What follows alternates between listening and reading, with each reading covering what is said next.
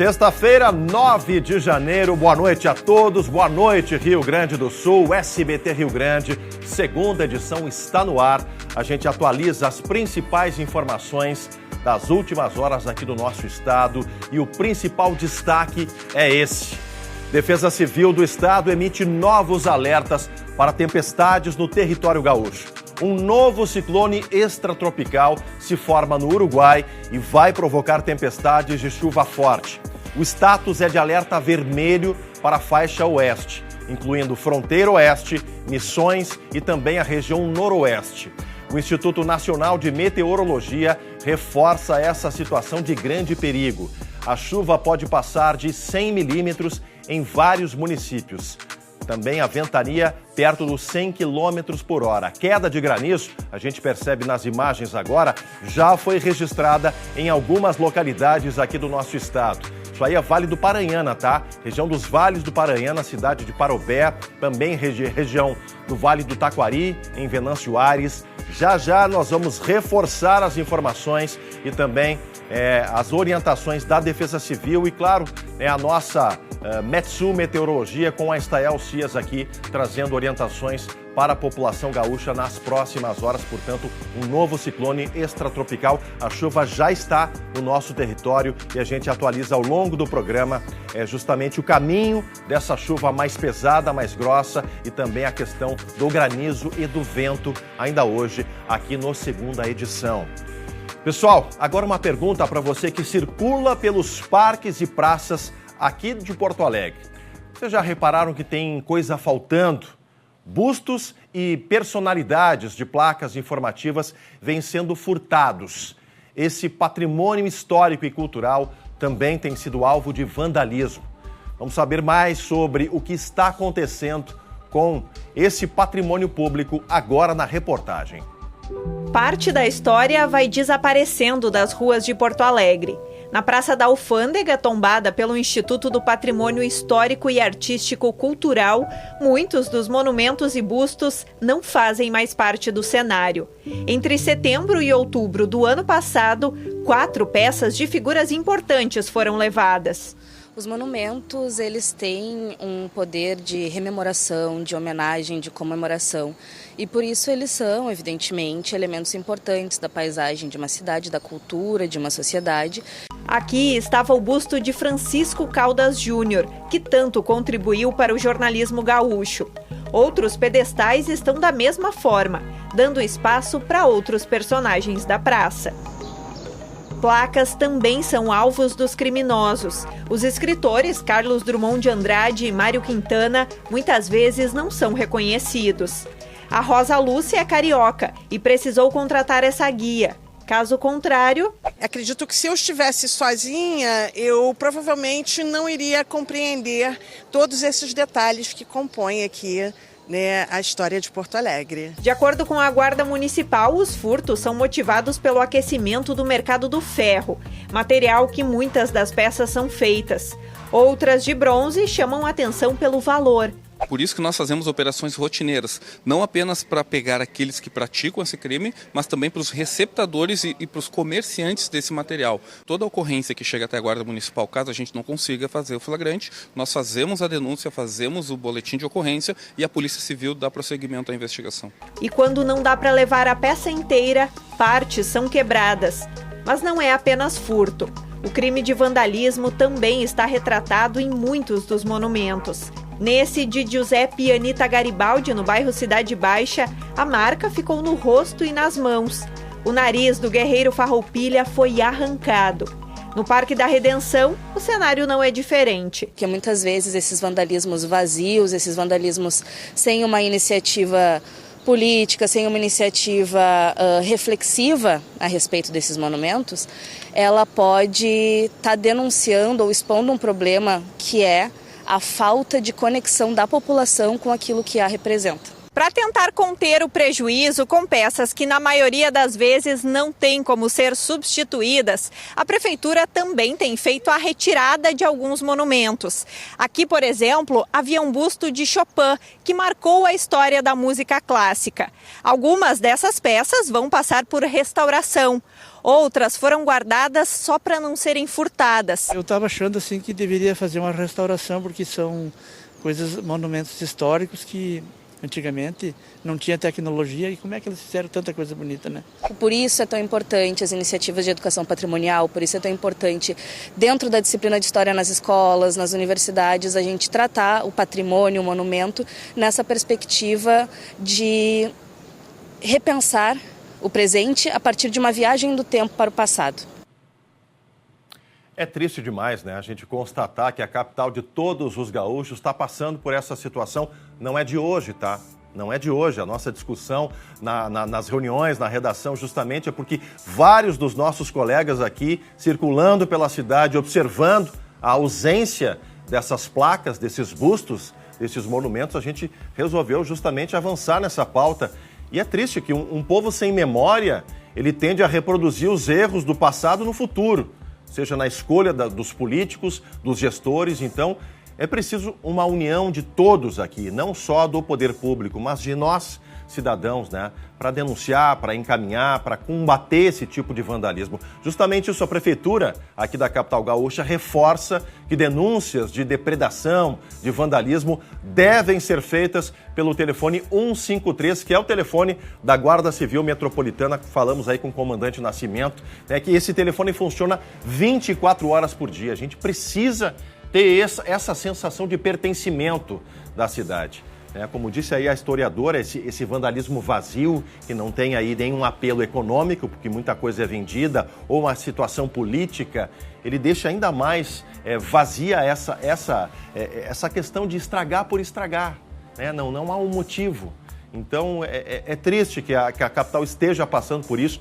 Tomara que os arquitetos, os historiadores da Prefeitura, enfim, em conjunto com outros órgãos, com a URGS, com o Instituto do Patrimônio Histórico e Artístico aqui, o IFAM, enfim, façam esse trabalho de resgate. Né? A gente está falando de revitalização do centro histórico, talvez seja o lugar da cidade que mais sofra com esse tipo de problema de ausência de memória, tá? E a gente segue falando sobre esse assunto de memória, de preservação e respeito aos espaços públicos. Por isso, o Segunda Edição quer saber o seguinte: o nosso QR Code já está aqui, o telefone também, o nosso WhatsApp, 98027-5113. Os espaços públicos da tua cidade estão preservados? As praças, parques, as estátuas? Essa é a pergunta da noite. Os espaços públicos aí na tua região, na tua cidade, estão preservados? A gente quer justamente motivar o gaúcho, enfim, muita gente recebe, a gente recebe, né, participação de outros estados, também vale trazer essa percepção de preservação ou de degradação desses espaços. Então, vai mandando a tua participação, a tua mensagem, vale foto, vale vídeo, a gente sempre reforça isso, já a gente compartilha com todos vocês aqui no telão do Segunda Edição. Seguimos falando desse assunto, está em cartaz aqui em Porto Alegre a exposição Patrimônios Violados, do fotógrafo Walter Carvadixi. Não sei se acertei o nome. A Lenise Slavski pode me corrigir se eu errei, que retrata justamente aí o que acabamos de mostrar na reportagem, a degradação, né, Lenise, de obras públicas que estão nesses parques, nessas ruas da cidade. Traz pra gente o que é essa exposição, que eu gostei do nome, enfim, e o fotógrafo que está com a gente aqui participando, o que ele quer dizer com esses registros fotográficos, Lenise. Boa noite, bem-vinda. Oi, Chemali, boa noite a você, boa noite para todo mundo que está terminando essa semana com a gente. Olha, o Walter Carvadixi, o objetivo dele é, assim como o nosso, denunciar esses espaços aí que estão sendo degradados aqui em Porto Alegre. E a gente se surpreende quando chega aqui na exposição, Chemali, porque ontem a gente fez um giro por algumas praças aqui em Porto Alegre, viu muitos desses monumentos, alguns já com partes faltando, outros degradados, vandalizados, e aqui na exposição a gente vê outros que nós não conseguimos ainda chegar até eles ontem, né? Então, é muito mais do que a gente imagina. E aqui do lado, Chemali, tá a estátua aqui, o busto de Barão de Santo Ângelo, lá na Praça da Alfândega, e me chamou a atenção quando eu cheguei aqui, até comentei com o fotógrafo, que esse busto aqui atrás, pequenininho, que fica também ali na Praça da Alfândega, agora já não está mais lá no lugar. Quando o Walter fez essa fotografia aí que já retratava o vandalismo, a depredação desse monumento, o outro estava lá e agora ele já não faz mais parte do cenário da Praça da Alfândega. Mas eu vou conversar melhor então agora com o Walter Karwacki, então, polonesa, assim como eu, né, Chemali? Sobrenome um pouquinho difícil, né? Walter, queria que tu falasse pra gente, pro pessoal de casa também, essa tua arte, essas fotografias, elas são uma forma também de mostrar para as pessoas o quanto esse patrimônio está se perdendo, né? Boa noite, bem-vindo ao SBT. Obrigado, boa noite. Exatamente. Me incomodava muito, me irritava passar pela cidade e ver cada vez mais essas obras, esses monumentos, que não deixam de ser obras, né? Que algum escultor fez isso, algum escultor projetou, planejou e colocou isso em homenagem a quem? Quem é essa pessoa que estava aqui? Né? Porque retirou isso aí. Então isso me incomodava muito, me deixava angustiado até de saber quem foi essa pessoa. E aí comecei a fotografar e fui buscar bibliografia sobre esses monumentos. Encontrei uma bibliografia fantástica, que é o livro do José Francisco Alves, que apresenta tudo isso, que é uma denúncia também. Então o meu objetivo como fotógrafo, né, ou como fazedor de fotografia, como artista, é denunciar esse abandono que a cidade vive.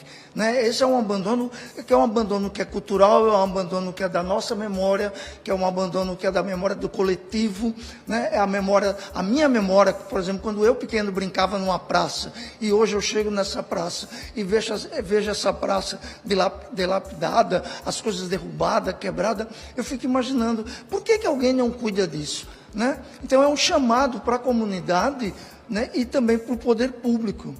Certeza. E o Walter aqui estava trazendo alguns relatos que ele ouve de pessoas que vêm visitar aqui essa exposição que está aberta aqui na Galeria Ecarte, que muita gente vem e fala desse cenário triste que é a depredação, claro, da história desses monumentos, mas também é a depredação da história que cada um acaba construindo nesses espaços, né, Chemali? Porque todas essas obras, esses monumentos, eles ficam em praças públicas, locais que as pessoas frequentam, que iam quando eram crianças, e agora adultos veem esses espaços depredados, né, esses locais aí, muita gente às vezes volta para levar o filho, né, um familiar novo, e aí chega no local e se depara com essas cenas. E são diferentes regiões de Porto Alegre que tu percorreu, né? Sim, eu procurei sair um pouco do Parque da Redenção, que é um lugar que eu frequento mais, e comecei a expandir meu olhar.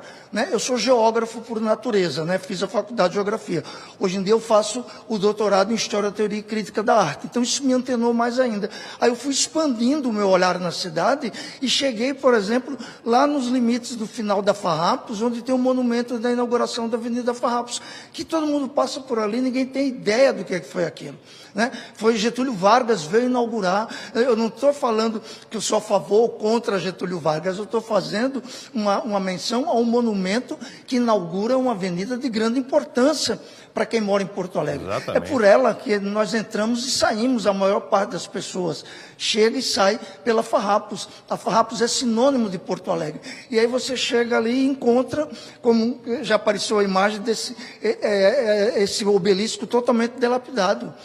E não é só a história de Porto Alegre, dos porto-alegrenses que se perde, né, Chemali? É daquele visitante, como a gente viu na reportagem, né? Turistas que chegam aqui na nossa capital, que querem saber um pouco mais dessa história, e se não é com um guia do lado que tenha um estudo, né, sobre tudo isso, a pessoa chega e não vai ter o que levar aqui da cidade, porque muitos desses locais não têm nenhuma identificação. Então, por isso esse trabalho é bastante importante para denunciar, né, para mostrar para o poder público, para a comunidade também, uma forma de cuidar melhor desses espaços. Agora, para a gente encerrar, Walter, vamos convidar as pessoas para vir para a exposição. Ela fica aqui na Galeria Ecarte, para quem não conhece, é bem em frente à Redenção, na João Pessoa. Fica na esquina da João Pessoa com a Lopo Gonçalves. É um prédio que está todo colorido, que foi, aqui teve na Bienal, a última Bienal do Mercosul, houve uma intervenção artística.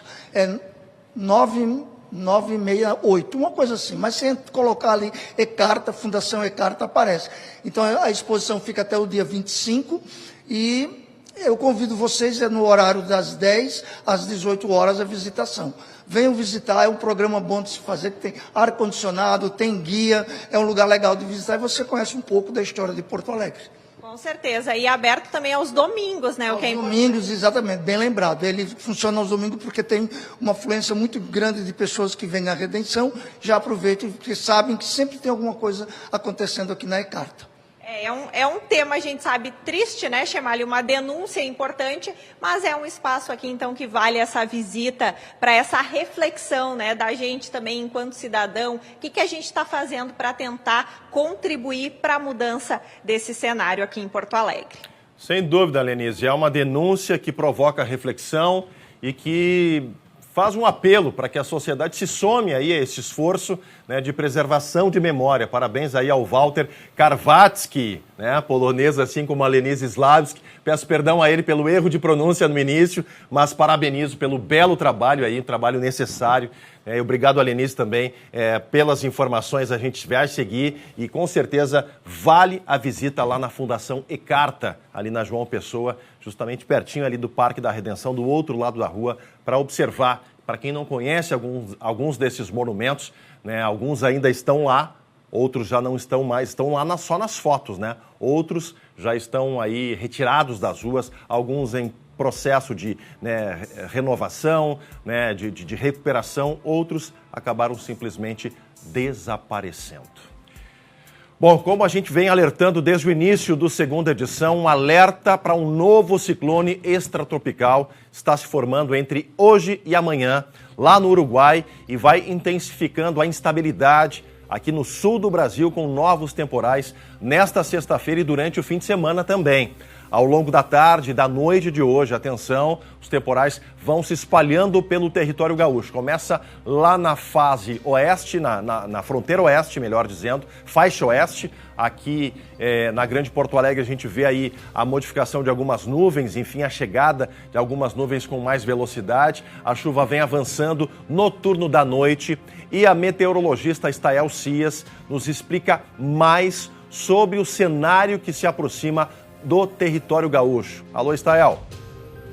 É diferente de hoje, que são pancadas de curta duração, esses temporais de 20 minutos, 1 hora, amanhã a chuva ela vai se distribuindo ao longo do dia, o que para a agricultura é uma excelente notícia, precisamos dessa chuva, mas, por outro lado, ela pode gerar realmente acumulados em alguns pontos aí de 50 a 100 milímetros, porque junto com a chuva importante, que vai durar horas e horas, tem a possibilidade ainda de temporais, porque amanhã ainda temos esse combustível, o ar quente, no norte gaúcho. E ciclone sempre é um fenômeno que realmente ele nos traz um cenário de maior risco de tempo severo. Hoje já não se descarta, de forma bem isolada, e amanhã com o ciclone, então, sendo mais um fator para espalhar a chuva e nos trazer esse cenário que pode trazer alagamentos para algumas áreas do centro e leste do estado, esses temporais ao longo do dia. Já de manhã a gente tem chuva no oeste, amanhã de novo, e que vai se distribuindo pelo estado ao longo do dia. E o domingo já rapidamente o tempo melhora. Então é hoje e amanhã os dias de maior risco por aqui. Tá, e portanto a gente ouviu atentamente as informações da Stael Cias, a nossa meteorologista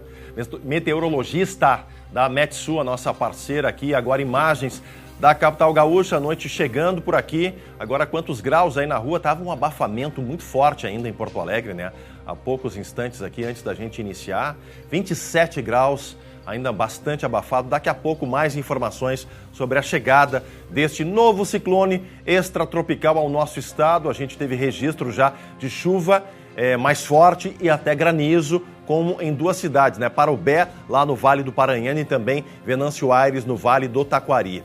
Também, né, já a gente vai trazer uma dica para o fim de semana, tá? Para o fim de semana para a gente também dar uma desopilada, poder curtir cultura, né? O Museu das Ilusões começou a funcionar hoje em um shopping aqui na zona sul da capital. É o maior acervo de ilusão de ótica do mundo. Nós vamos te dar aí um gostinho do que você vai encontrar por lá. Dá uma olhada. Aí, portanto, né? Justamente, já a gente vai trazer mais informações sobre esse Museu das Ilusões, tá aí? Imagens que nos provocam aí outros olhares. A Aline Schneider esteve por lá, em seguida a gente traz mais informações. Enche o telão agora com o nosso destaque da internet, o SBT News, para conferir o principal destaque do dia. Conselho da União Europeia autoriza a assinatura do acordo de livre comércio com o Mercosul. Tá aí, gente, o aval político libera a assinatura do tratado após 25 anos de negociações, mas acordo ainda depende de aprovação do Parlamento Europeu. Tá aqui a foto, enfim, do presidente Lula com a presidente da Comissão Europeia, Ursula von der Leyen. A reprodução aí, justamente, o Conselho da União Europeia, órgão que representa os governos de 27 países do bloco, autorizou hoje a assinatura do Acordo de Livre Comércio entre União Europeia e o Mercosul. Isso abre um precedente, abre um cenário de troca e de futuros bons negócios para os dois continentes, aqui para a América Latina e também para a Europa, de aproximação, de troca de expertise, de know-how em várias áreas, e isso é positivo, tá? A gente precisa comemorar essa assinatura, um sinal de que sim, a Europa também olha para a América Latina com bons olhos.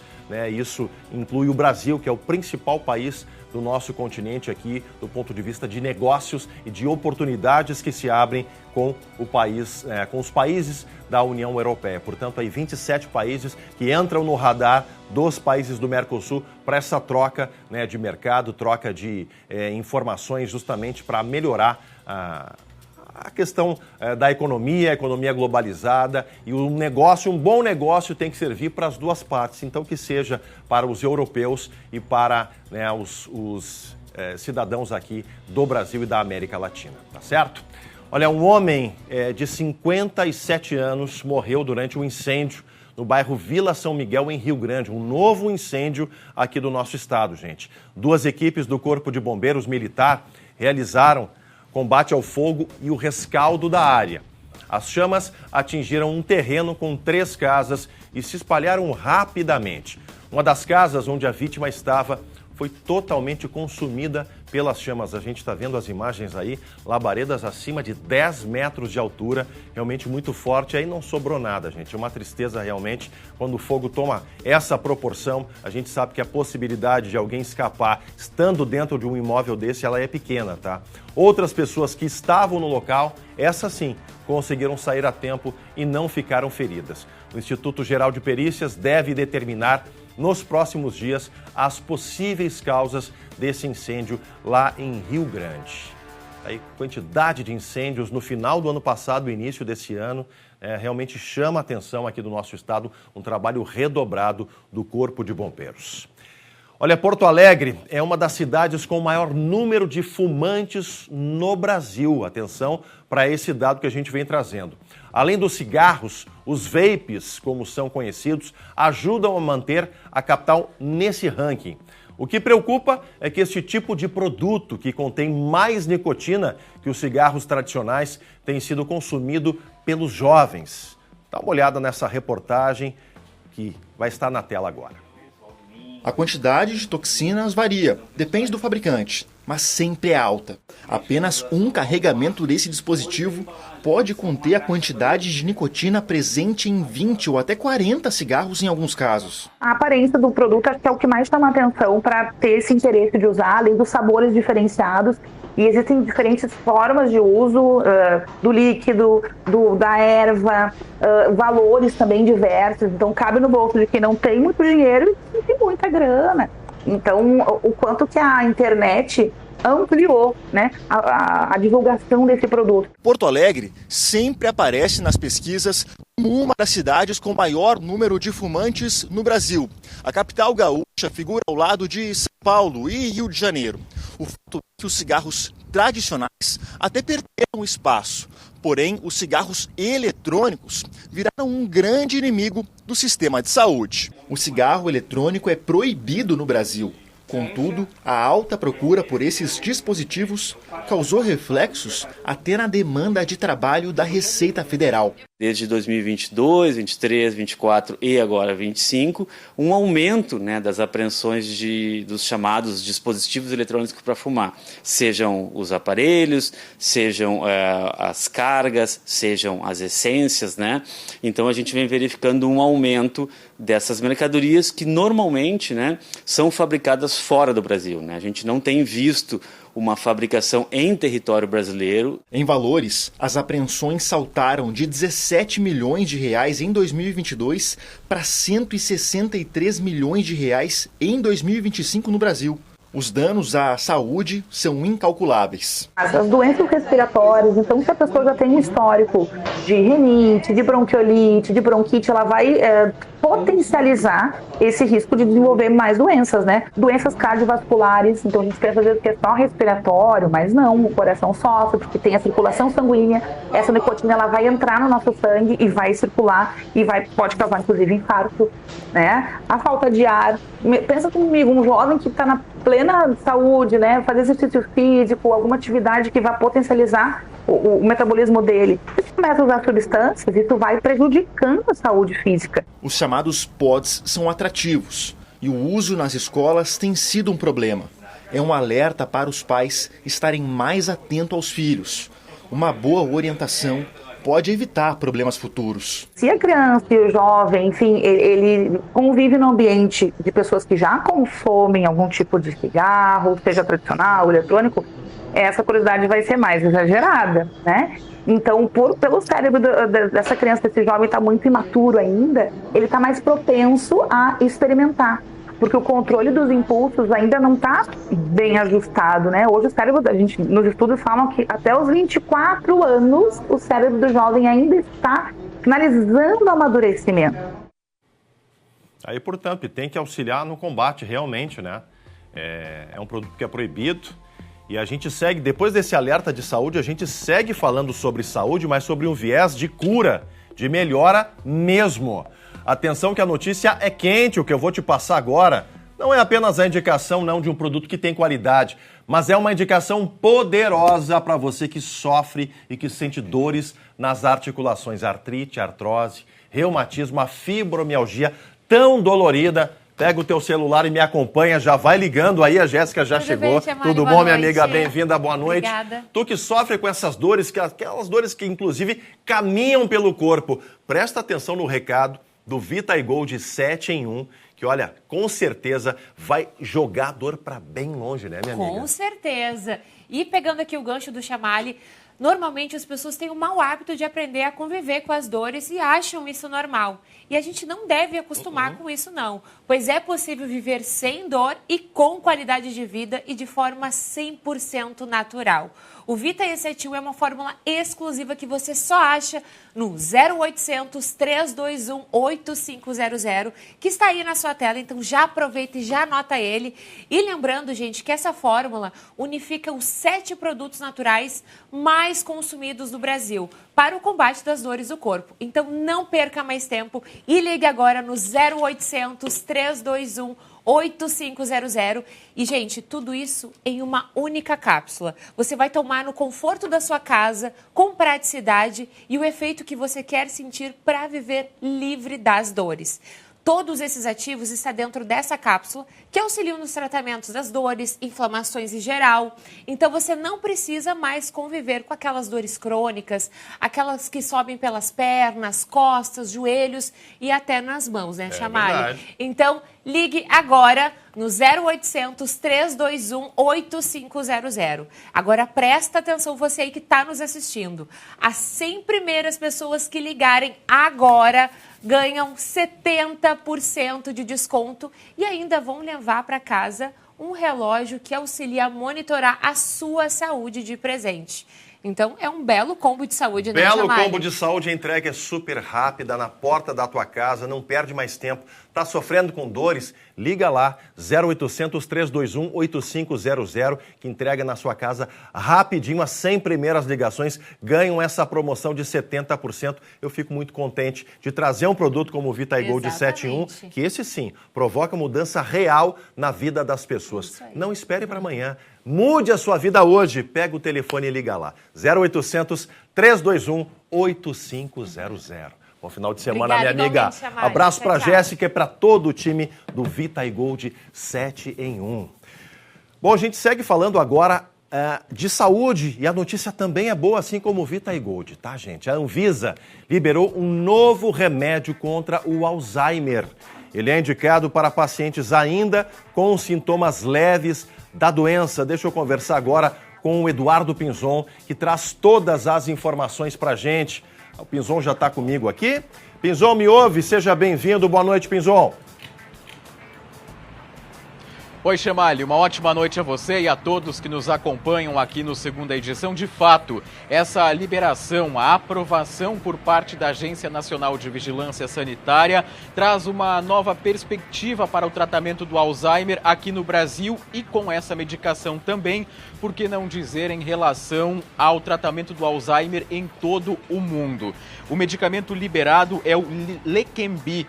É uma injeção, um medicamento que é injetado e que atua diretamente na causa do problema, ao contrário das medicações já existentes que tratam questões relacionadas aos sintomas e não às causas do Alzheimer. Ele reduz o acúmulo de placas no cérebro, as placas chamadas beta-amiloides, que são justamente as responsáveis pela perda da memória e também pela morte dos neurônios. Para os especialistas, para os médicos com os quais nós conversamos, um médico e um pesquisador, isso é um grande avanço. Vamos destacar agora o que disse um neurologista em relação a essa medicação injetável que é conhecida, que é chamada como Leqembi. Vamos ouvi-lo. Agora que aparece uma nova estratégia e que realmente é mais promissora, porque essa se propõe a segurar a progressão da doença, coisa que os outros remédios não faziam. A ideia é dissolver essa substância e com isso estancar o processo tóxico, né, e também a perda de neurônios. E é o que os resultados nos estudos têm mostrado, né? Ela consegue, então, depois de 6 meses, 12 meses, 18 meses, retardar um pouco o avanço da doença.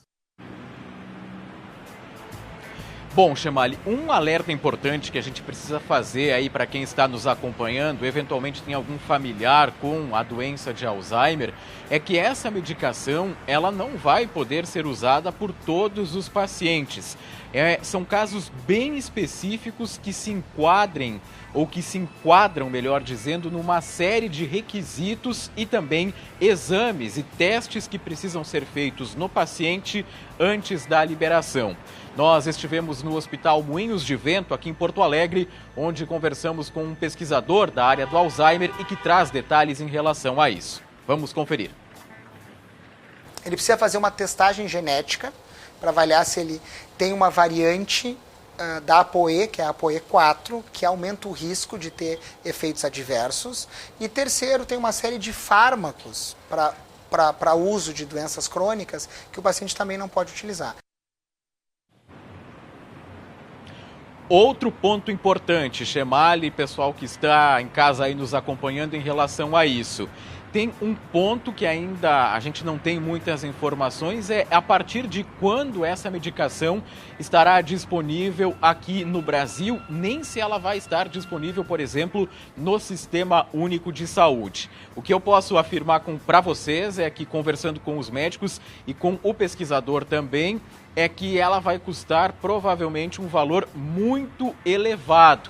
Não é possível trazer aqui valores, mas é uma medicação que pode custar em valores em dólares, um valor bastante elevado. Então há essa expectativa em relação, por exemplo, à disponibilidade aqui no Brasil e até mesmo em relação ao Sistema Único de Saúde, o SUS, em se tratando dessa medicação injetável que vai ajudar a retardar fases iniciais do Alzheimer.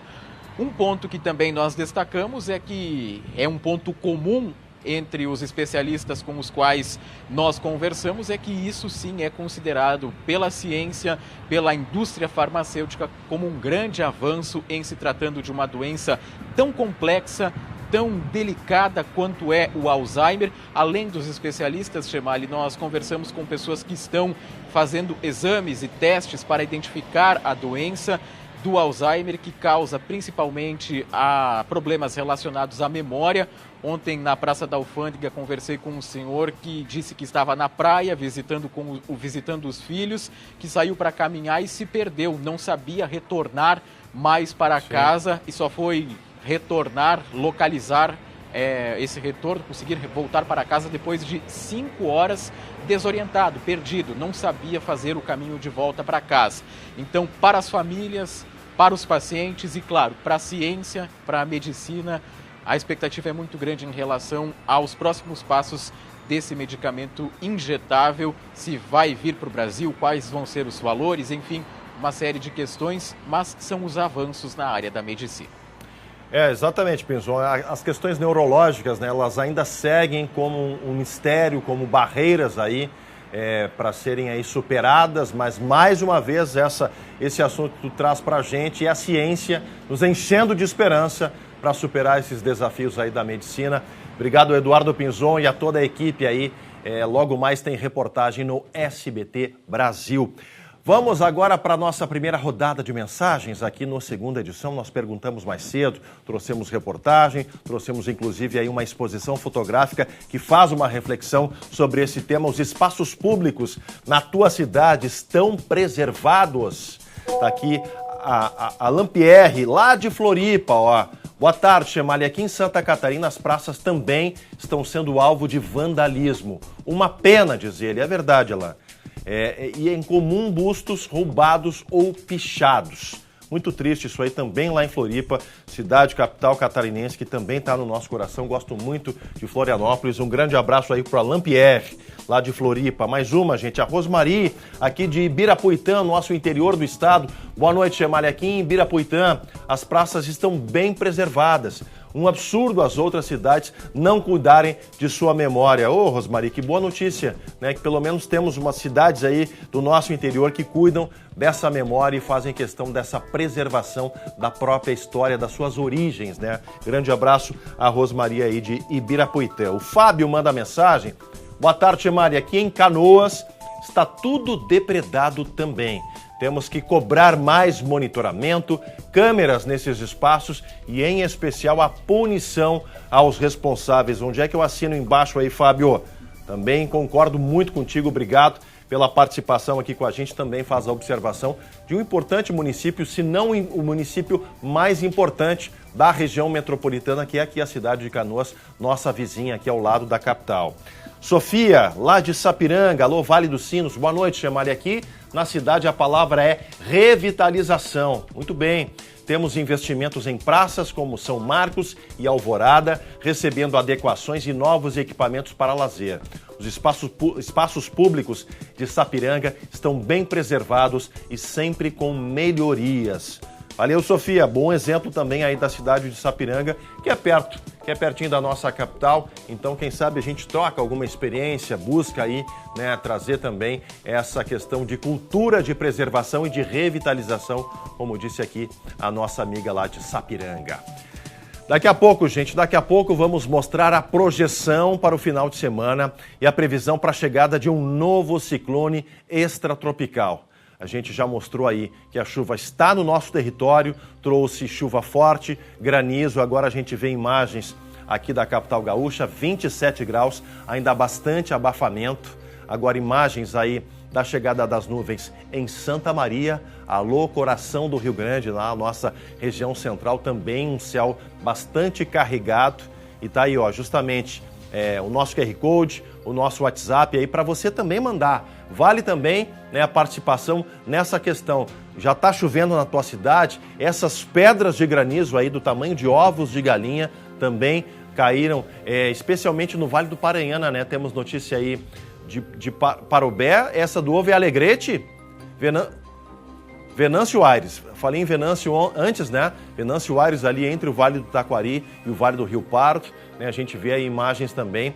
Essa já é Alegrete? Essa é Alegrete, né? Nossa região aí da campanha também, força da chuva que caiu por lá faz pouco e também a questão do granizo atingindo essas cidades. Essa aí é Parobé, né? Vale do Paranhana, como eu disse, né? A chuva forte e que trouxe granizo aí no início da tarde, do meio da tarde para frente, ou seja, o alerta vermelho está na fase oeste aqui do nosso estado, a faixa oeste, eu estou com fase na cabeça, é faixa oeste, gente, que contempla aí região das Missões, a fronteira oeste, o noroeste também, né, justamente. Temos imagens agora ao vivo lá de Santa Maria, vocês percebam aí as nuvens carregadas, bastante forte aí, nuvens cinzentas, bem carregadas e lá no finzinho do horizonte uma faixa já de abertura, mas praticamente toda a cidade de Santa Maria está coberta neste momento. Já, novas informações sobre a previsão do tempo e também os alertas da Defesa Civil para a proteção de todos os gaúchos. 7h10 agora a gente vai para o nosso tradicional Banco de Oportunidades.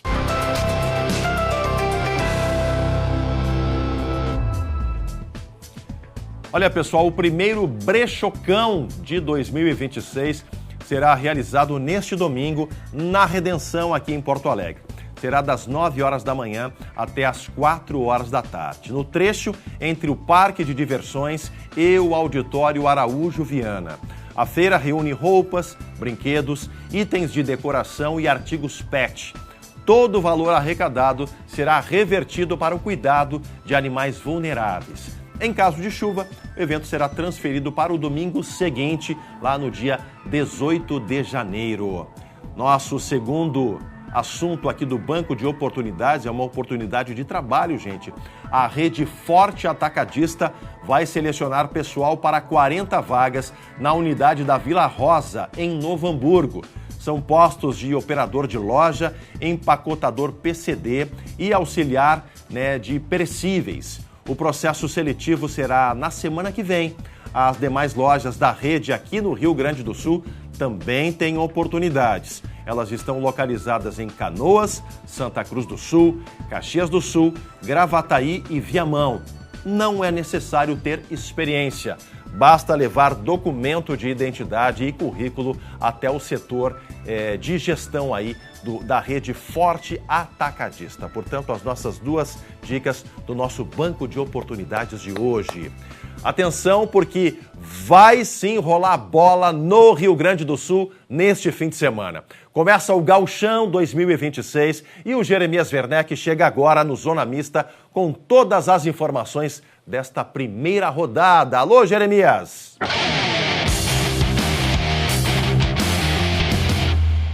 Fala, pessoal, boa noite, bem-vindos ao Zona Mista. Olha, o Campeonato Gaúcho começa nesse final de semana e é um gauchão mais curto, muito mais intenso e com mudança de regulamento. São 2 grupos e um grupo enfrenta o outro. Vamos entender melhor? Aqui, ó. A chave A é composta pelo Avenida de Santa Cruz, o Guarani de Bagé, o Inter, Juventude, São José e também o São Luís, lá de Juí. No grupo B estão Caxias, Grêmio, Inter de Santa Maria, Monson, Novo Hamburgo e Ipiranga. Reparem que no grupo B estão os 2 times que vieram da divisão de acesso, o Novo Hamburgo e o Inter de Santa Maria, que volta a disputar o gauchão depois de muitos anos. E o Monson vai para a 2ª edição de gauchão na elite. Os times de cá enfrentam os times de lá, os times de lá enfrentam os times de cá. E os melhores avançam para as quartas de final e depois vai ter o desdobramento para a semi e para a grande decisão do gauchão, que se define em março. E a rodada vai ser disputada no sábado e no domingo. Não tem jogo na segunda-feira, não tem jogo na sexta. Sábado, o campeonato começa em Caxias do Sul, na Alfredo Jaconi, Juventude e Ipiranga. No sábado, às 7h, tem Guarani de Bagé contra o Monson e também tem o Avenida contra o Grêmio. Atenção para o jogo do Grêmio, que é às 9 da noite, hein? Domingo, lá no 19 de outubro, em Ijuí, São Luís e Caxias. No Beira-Rio, às 6 da tarde, o Inter com o time B recebendo o Novo Hamburgo do Rogério Zimmermann. E a rodada se encerra também em Porto Alegre, no Paço da Areia, com São José e Inter de Santa Maria. Esse Campeonato Gaúcho já começa com polêmica, a gente vai acompanhando durante a semana, o Grêmio pedindo o adiamento do Grenal, o Inter ficando bravo, e o adiamento sendo autorizado pela federação. Juventude e os times do interior reclamando da cota que eles recebem para jogar o Campeonato Gaúcho. O Juventude reformulando o grupo depois de ter sido rebaixado. E times do interior tentando mostrar uma força, como o Caxias e o Ipiranga. Times que tentaram subir de divisão no Campeonato Brasileiro e não conseguiram, bateram na trave. E o Gauchão surge como uma oportunidade para que eles se afirmem e para que eles comecem bem uma temporada. É importante a gente dizer, tirando o Grêmio e Inter, que já jogam o Brasileiro em janeiro, no final de janeiro, todos os outros times só vão ter competições nacionais em março. Então, na parte física, os times do interior, mais uma vez, vão ter vantagem, especialmente nas primeiras rodadas. Bom, vamos falar do noticiário. O noticiário de Grêmio e Inter tem novidades. No Inter, o primeiro reforço da temporada já está acertado. É esse cara, Paulinho de Paula. Ele tem 29 anos, é meia e na temporada passada jogou no Vasco. E ele é um sonho antigo do Inter, tá? O Inter tentou contratar esse cara em 2021 e não conseguiu. E agora o Paulinho tem um acordo para assinar por 2 anos com o Colorado. Do lado do Grêmio, Arthur é assunto. O Arthur deu uma entrevista coletiva nessa sexta-feira e foi perguntado sobre a permanência dele em Porto Alegre. E ele disse que já conversou com os dirigentes do Grêmio e agora depende da Juventus. O contrato dele com o Tricolor vai até o meio do ano. Tem uma cláusula que ele pode ficar até dezembro e o Grêmio até está confiante de que ele consegue ficar até dezembro. Depois o Grêmio deve ter que pagar alguma coisa para os italianos. A grande dúvida é quanto que a Juventus vai pedir. Gente, por hoje era isso no Zona Mista. Um ótimo final de semana, um grande início de gauchão para todo mundo. Na segunda-feira, estou aqui repercutindo tudo com vocês. Tchau, gente. Tchau, Chemali. Valeu, meu irmão. Bom final de semana para o Jeremias e uma baita estreia para todos os times gaúchos no campeonato, no nosso gauchão que começa neste fim de semana. Olha, pessoal, tem alerta importante agora na área da saúde. A emergência do Hospital de Clínicas está com restrição nos atendimentos. Vamos voltar a conversar com a Lenise Slavski, que tem mais informações sobre esse assunto. Alô, Lenise. Chemali, nós falamos ao vivo aqui em frente ao Hospital de Clínicas, porque hoje à tarde a administração informou que o hospital estava atendendo 156 pacientes num espaço aí que tem capacidade para atender 54, são 54 leitos. E quando a gente fala dessa sobrecarga aí nos atendimentos, a gente lembra, né, que aí esses atendimentos eles não acontecem como deveriam ser feitos, né? Isso sobrecarrega também as equipes médicas e também o que é usado para realizar esses atendimentos aqui no hospital. A gente agora mostra ao vivo que agora aí, passado às 7 horas da noite, o movimento aqui na frente do hospital ainda é bastante intenso. Muita gente aguardando atendimento, familiares também por aqui. Então, muita gente vindo em busca de atendimento aqui no Hospital de Clínica nessa sexta-feira. E aí, o que o hospital anunciou diante desse cenário aí de sobrecarga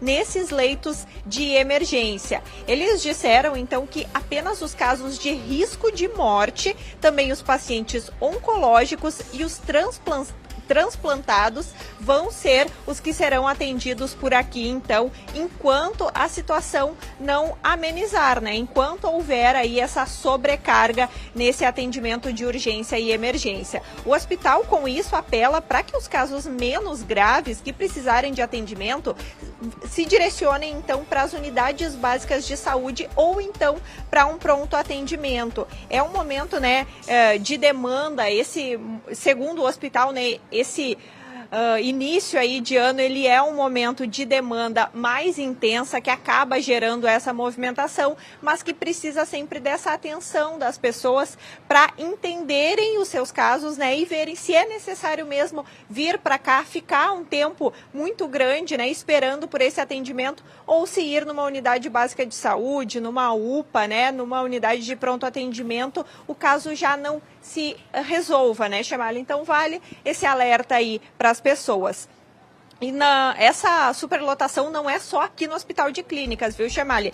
No Hospital Conceição e na Santa Casa também há uma operação aí acima da capacidade nesse fim de semana. Relembrando, então, que as emergências do Hospital SUS, do Hospital São Lucas da PUC, também só está atendendo casos graves. Essa restrição, ela começou lá no dia 2 de janeiro, né? A gente anunciou, inclusive, aqui, em função de uma limpeza dos dutos de ar-condicionado, um procedimento que é também bastante importante para o funcionamento desses locais. Então, o Hospital São Lucas da PUC também não está recebendo casos de urgência e emergência. Então, fica esse alerta aí para a comunidade. Quem precisa de atendimento médico, se não for caso grave, então que não se direcione para esses hospitais, principalmente aqui, o Hospital de Clínicas, também o Hospital da Santa Casa e o Hospital São Lucas da PUC, porque eles estão com restrições de atendimento, realizando então o atendimento somente de casos extremamente graves, né, ou aqueles que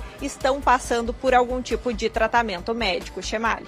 Serviço importante que a gente traz ao vivo agora. Obrigado à equipe da Lenise Slavski, que segue circulando pelas ruas da capital gaúcha. A gente tem o chamado dashboard da Secretaria de Saúde aqui de Porto Alegre, né, que coloca aí o cenário justamente das emergências, sejam elas aí adultas ou pediátricas. A gente tem aqui o Hospital Conceição operando com quase 150% acima da capacidade, né, leitos clínicos, UTI adulto também, e justamente o Hospital de Clínicas, como disse a Lenise, dá uma olhada, gente, 311%, é muita coisa, é muita sobrecarga para qualquer equipe. E aí, para e olha isso aqui, gente, 600% acima da capacidade no São Lucas da PUC.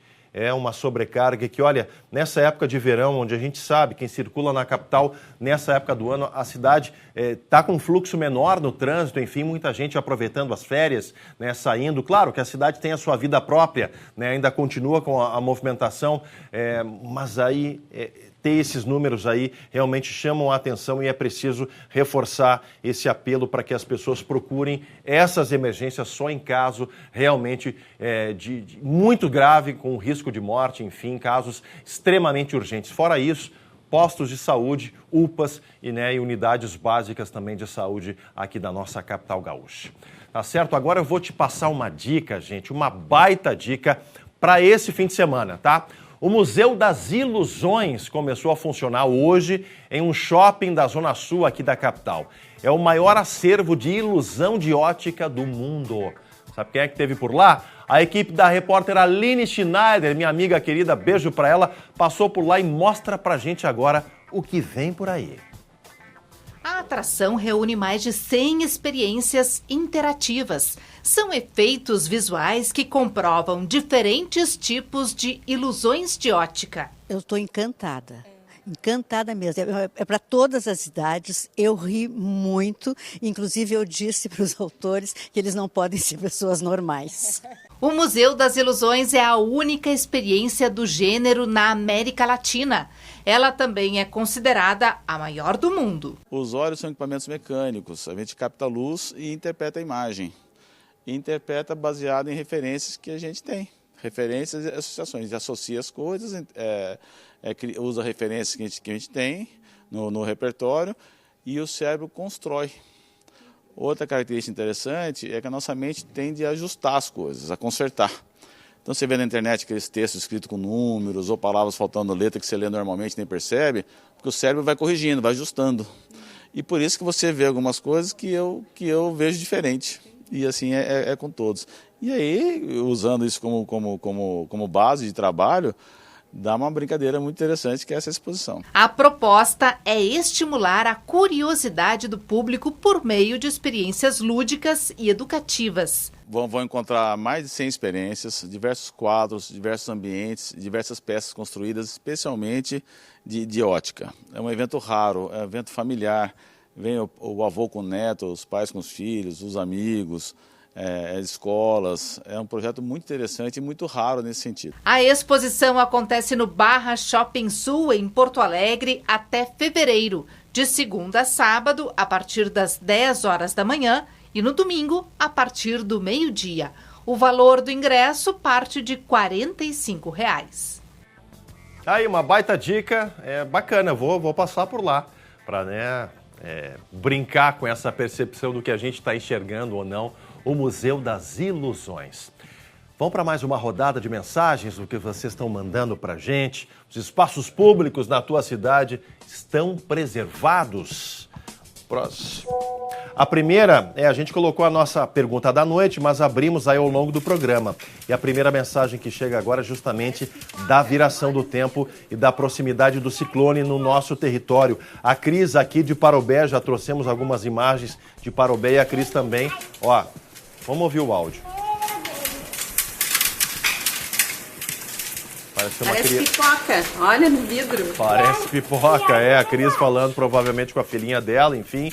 Beijo pra ela, pra família. Chuva com pedras, um perigo cair na cabeça de alguém. A Cris lá de Parobé, valeu Cris. A Rita manda mensagem aqui pra gente também. Boa noite, Chemali. Como vimos agora em Porto Alegre, os monumentos que fazem parte da nossa história estão se perdendo, infelizmente. Em outros estados não vejo esse tipo de crime, mas talvez seja só impressão. Rita, é uma lástima, né? É uma tristeza a gente ver isso, mas a gente está justamente aqui trazendo esse debate para provocar a população, cobrar das autoridades do poder público providências para esse resgate, para a manutenção da nossa memória. Abraço para Rita. Fernanda, lá de Dom Pedrito, também região da Campanha. Boa noite, aqui em Dom Pedrito tá um caos. Muito roubos de tudo, seja bustos, estátuas ou fios de energia e telefone. Aí o alerta que a Fernanda faz, gente. Precisamos de melhoria na segurança. Tem a Fernanda aqui, obrigado pela participação, Fernanda. Abraço para ti e para a família aí em Dom Pedrito. Já tem mais mensagens aqui da nossa audiência. Nós vamos agora para um rápido intervalo. Na sequência, vocês vão conferir aqui no segunda edição novas informações sobre a chegada do ciclone extratropical aqui no nosso estado. Algumas regiões já foram atingidas e a chuva deve avançar mais ao longo desta noite. E ainda, você gosta das frutas da estação? Que tal um abacaxi lá de Terra de Areia, será que é mesmo? Ou uma melancia? Já a gente te mostra por que essas frutas ficam mais atraentes justamente nessa época do ano. Não sai daí que o segunda edição já volta.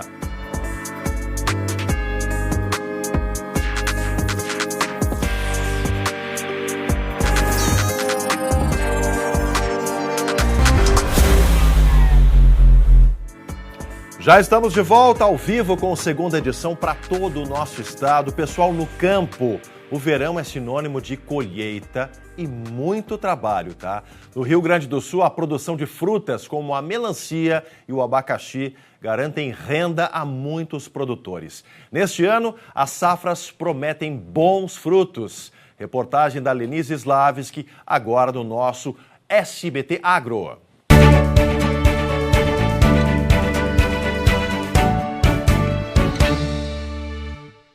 A imensidão verde da lavoura mostra que depois de anos de queda, a área plantada com melancia voltou a crescer.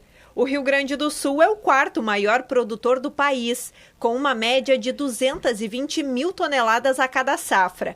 O Nardel cultiva a fruta no interior de São Jerônimo, na região carbonífera. O município é responsável por boa parte da produção gaúcha, com cerca de 800 hectares cultivados. São 22 hectares da variedade Manchester. A gente está na expectativa de colher, né, umas 45 toneladas por hectare. É o que a região mais ou menos colhe, né? É entre 20 e 45 toneladas, dependendo muito do clima, da adubação. Mas se há mais frutas no campo, o preço pago ao produtor acaba caindo. Com isso, a rentabilidade da lavoura também diminui. Melancia a gente vendeu ali antes do Natal ali, o pessoal falou em 45 centavos, estava vendendo a graúda. Então é uma coisa que está atrapalhando bastante hoje. É a questão do preço também, né? O certo seria assim, para o produtor conseguir tirar as despesas, que é caro hoje fazer uma lavoura. Teria que ser de R$1 para cima, né? Para conseguir pagar pelo menos a despesa da lavoura e sobrar alguma coisa, né? Na última safra, o valor bruto da produção gaúcha de melancia chegou a quase 180 milhões de reais. De acordo com a Emater, o otimismo para aumentar a área é puxado pela boa adaptação da melancia a diferentes regiões. E não é só a melancia que traz rendimento aos produtores gaúchos nessa época do ano. O abacaxi também é uma das frutas que se destaca nessa estação. Apesar de uma produção menor, o abacaxi gaúcho é produzido no litoral norte, em um solo que deixa a fruta doce e com um sabor único. Em Terra de Areia, são 120 famílias envolvidas no cultivo de abacaxi em cerca de 360 hectares. Nesta safra, a expectativa é colher em torno de 7,5 milhões de unidade da fruta. O abacaxi é muito doce. É diferente? É diferente daquele outro. Muito gostoso mesmo. Doce, doce. Seja o abacaxi ou a melancia, as frutas da estação mostram mais uma vez a importância da produção no campo para deixar a mesa do gaúcho mais colorida e saborosa. E aí, Lies, como é que tá essa melancia? Tá muito boa. Excelente. Aqui sempre não tem erro, essa feirinha é maravilhosa. Ela é doce? Muito doce e sem semente. Aí, duas frutas que eu gosto demais nessa época do verão, uma melancia bem geladinha, abacaxi de Terra de Areia bem geladinho, cai muito bem a qualquer hora. Olha, falar em hora, chegou o nosso momento animal aqui no segunda edição. 2 filhotes de gato maracajá foram resgatados neste início de ano. O resgate mais recente aconteceu ontem lá em Santo Ângelo. Tem as imagens aí? Olha o felino, gente. A patrã do município recebeu um filhote de gato maracajá após a mãe desse bichano aí ter sido vítima de atropelamento. O filhote foi encaminhado ao Centro Especializado no Acolhimento e Reabilitação de Animais Silvestres lá em Passo Fundo.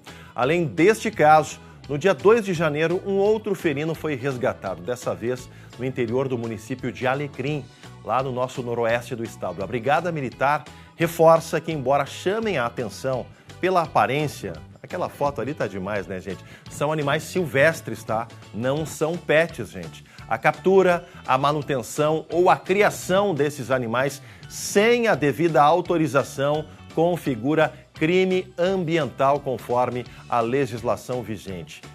Que bom que está sendo bem tratado, tá aí, e logo vai ter a possibilidade de ser solto aí, né, no seu habitat natural. Pena a mãe ter sido atropelada, isso é um problema nas nossas estradas, mas acaba aí justamente, né, a patrulha ambiental da Brigada fazendo esse resgate, esse muito bonito. Dá vontade de levar para casa? Dá, mas é bicho silvestre, não é gato, tá? É da família. Essa foto está demais, né, gente? Grande abraço aí a todos os soldados, combatentes aí da Patrã, nossa Polícia Militar. Olha, uma telespectadora aqui do SBT pediu ajuda para a saúde pública animal. Porto Alegre tem um posto de atendimento para cães e gatos, mas os tutores têm enfrentado longas filas na hora de buscar pelo serviço. A gente vai trazer os detalhes agora na reportagem. Andréa é protetora de animais de forma independente. Atualmente, ela cuida de 60 que ela mesma resgatou e usa recursos da aposentadoria para manter os bichinhos. Ela também depende do serviço prestado gratuitamente pela Prefeitura de Porto Alegre ao atendimento de cães e gatos, mas denuncia a dificuldade em ter acesso à assistência. Cada ano que passa é menos exame. O horário, os especialistas é 1 vez por semana, 2 vezes por semana o ortopedista. Se tu chegar fora disso, tu traz o teu animal quebrado para casa, como eu já fiz muitas vezes, e segura ele no tramadol para que ele aguente a dor. O SBT recebeu imagens comprovando as longas filas no local. Em uma cena gravada ainda no inverno, é possível perceber que o problema é antigo. A Unidade de Saúde Animal Victória é o único posto do SUS em Porto Alegre para atendimento de cães e gatos. O espaço fica no bairro Lomba do Pinheiro e para atendimento é preciso comparecer com comprovante de residência na capital gaúcha e cadastro único ativo, uma vez que o serviço está disponível apenas para pessoas de baixa renda. O meu cachorro teve doença do carrapato, salvaram um e o outro morreu. E uma cadela teve úlcera de córnea, também foi salva, que salvaram o olho dela. Só que eu notei, só que nos últimos anos, eu acho que diminuiu a verba para cá, restringiram muito o atendimento e não tem mais nem emergência, que é o principal. Aqui no local, nossa equipe apurou que no passado os atendimentos não tinham restrições. Até pessoas de outras cidades chegavam a utilizar o serviço de forma indevida, uma vez que esse é um benefício da Prefeitura de Porto Alegre. Após a troca da empresa responsável pelo local, a fiscalização ficou mais rigorosa e o número de bichinhos que passam pelos médicos se tornou restrita.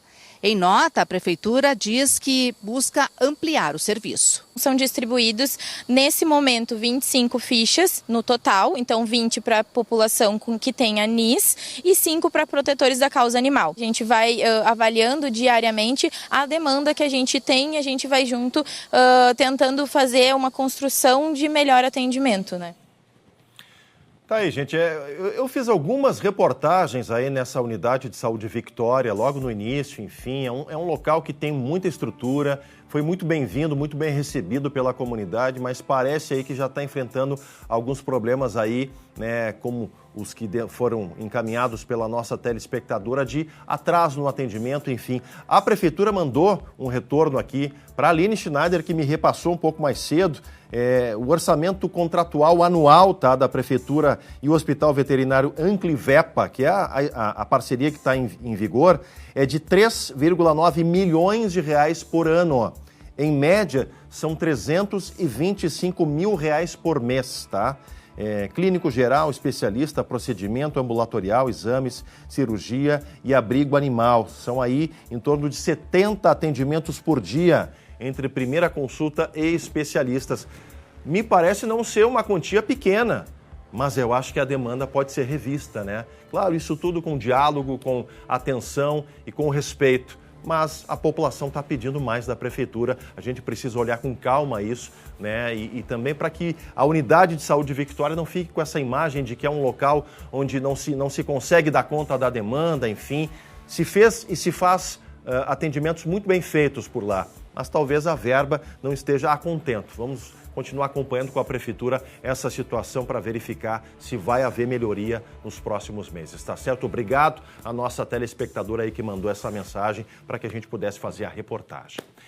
Vamos dar uma atualizada agora nos mapas para amanhã, né? A gente tem aí mapa para o ciclone. Antes do mapa, acabou de chegar aqui, gente, é uma imagem que chegou lá de Santa Maria, né? Itaara, lá entre Santa Maria e Itaara, uma grande árvore, né?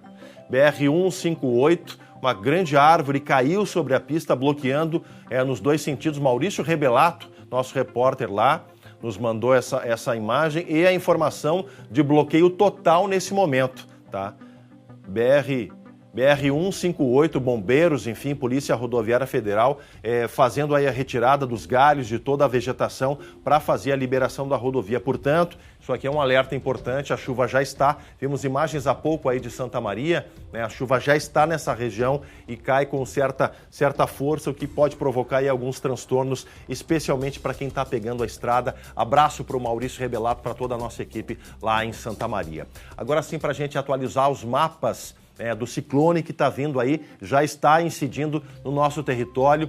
Será muito intenso, tá? Para os padrões dessa época, gente. Atenção, essa época do ano sobre o continente, né, uruguaio. Justamente isso, né? A gente está vendo aí algumas temperaturas, o risco de chuva extrema sobre o país vizinho, tá? Lá no Uruguai. Aqui no nosso estado, com essa trajetória inicial, a chuva avança pela metade sul e depois se espalha por todas as áreas. Portanto, sábado será um dia de alto risco de tempestades com chuva forte, tá? Vendavais, granizo sobre o nosso território, especialmente nessa área aqui.